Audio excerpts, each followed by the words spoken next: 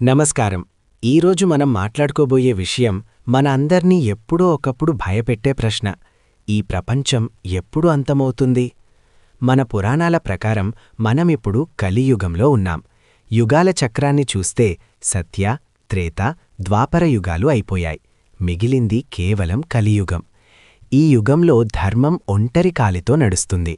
అధర్మం 3 కాళ్లపై నర్తిస్తుంది. కాని అసలు చివరి రోజు ఏం జరుగుతుంది? ఆ రోజు సూర్యభగవానుడు ఎలా ఉంటాడు? మనుష్యులు ఎలా మారిపోతారు? ఈ ఆన్సర్స్ వింటే మీకే గూస్బంప్స్ వస్తాయి. అసలు కలియుగం డ్యూరేషన్ 4,32,000 సంవత్సరాలు అని చెప్తారు. మనం కేవలం 5,000 సంవత్సరాలు మాత్రమే దాటాం. కాని ఇప్పుడే ఇంత ఘోరంగా ఉంటే ఇంక ముందు ముందు పరిస్థితి ఎలా ఉంటుందో ఊహించుకోండి. ప్రతిరోజు ఇలాంటి ఎక్సైటింగ్ మిస్టరీస్ మరియు పురాణాల గురించి తెలుసుకోవడానికి దయచేసి వెంటనే మన ఛానల్కి సబ్స్క్రైబ్ చేసుకోండి.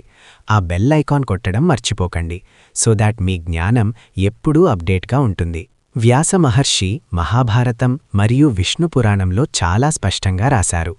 కలియుగం అంతమయ్యే సమయానికి మనుష్యుల ఆయువు అంటే లైఫ్ స్పాన్ కేవలం 20 సంవత్సరాలకి పడిపోతుంది. 12 ఏళ్ల పిల్లలు తల్లిదండ్రులవుతారు. ధనం అంటే మనీయే గొప్ప దైవమవుతుంది. ధర్మం, సత్యం, దయ, శౌచం ఈ 4 స్తంభాలు కూలిపోతాయి. వర్షాలు పడవు, నేల పండదు. మనుష్యులు ఆకలితో, దాహంతో ఒకరినొకరు చంపుకునే స్థితికి దిగజారుతారు. ఈ లక్షణాలు మనం ఇప్పుడే కొంచెం కొంచెంగా చూస్తున్నాం కదా. ఎప్పుడైతే అధర్మం పీక్ స్టేజ్కి వెళ్తుందో అప్పుడు సంభాలా అనే గ్రామంలో విష్ణుయశ అనే బ్రాహ్మణ ఇంట్లో సాక్షాత్తు శ్రీ మహావిష్ణువు కల్కి అవతారంలో జన్మిస్తాడు. ఆయన దేవదత్త అనే తెల్ల గుర్రంపై అంటే వైట్ హార్స్పై కూర్చొని చేతిలో నందక అనే కత్తి అంటే స్వోర్డ్ పట్టుకొని బయలుదేరుతాడు. ఆయన రూపం ఎంత తేజోవంతంగా ఉంటుంది అంటే ఆయన వెలుగు ముందు 1,000,000 సూర్యులు కూడా పనికిరారు. కల్కి భగవానుడు కలిపురుషుడిని మరియు దుష్టులను సంహరించడానికి యుద్ధం చేస్తాడు. ఇది చాలా భయంకరమైన స్టేజ్. యుద్ధం తర్వాత ప్రళయం స్టార్ట్ అవుతుంది.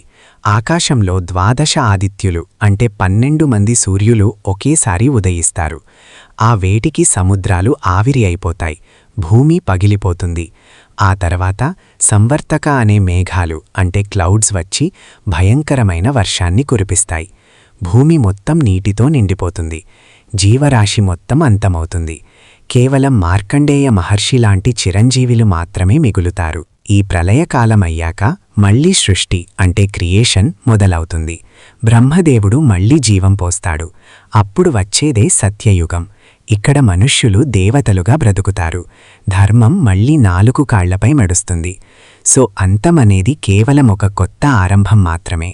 చివరగా మిమ్మల్ని ఒక ప్రశ్న అడగాలనుకుంటున్నా. మనం కలియుగం అంతం గురించి భయపడుతున్నాం. కాని అసలు కలి అంటే ఎవరు? అది బయట ఉన్న రాక్షసుడా లేక మన లోపల ఉన్న స్వార్థం మరియు క్రూరత్వమా? కల్కి వచ్చే వరకు ఆగాలా లేక మనలోని మంచితో మనమే కల్కిగా మారాలా? Think about it. See you in the next episode.